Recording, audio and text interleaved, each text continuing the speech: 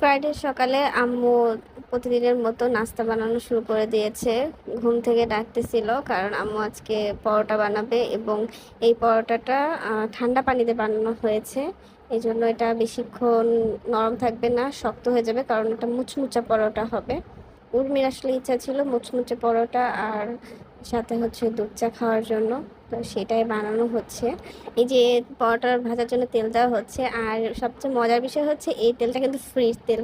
Fridge তেলটা কিভাবে পেয়েছি সেটা তোমাদেরকে আমি আরেকটা ভিডিওতে জানাবো যে কিভাবে করে আমরা এই ফ্রিজ তেলটা পাইছি।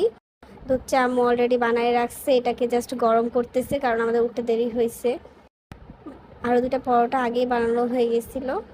এরপরে আমাদের পরোটাটা বানানো শেষ, এখন আরেকটা পরোটা যখন দিচ্ছি তখন তারপরে এই আগের ভাজা পরোটাটা দিয়ে দেই, যাতে এর গায়ে যে পরিমাণে তেলটা থাকে সেটা যেন কিছুটা রিডিউস হয়ে যায়।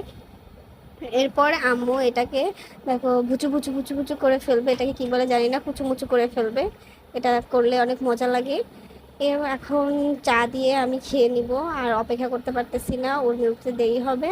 আমি আম্মু আমাকে দুধ চা দিয়ে দিচ্ছে, এই যে এখন আমি দুধ চা দিয়ে খাবো। Wow, it's just amazing. Tata, bye bye, লোভ লাগায়ও না তোমরা।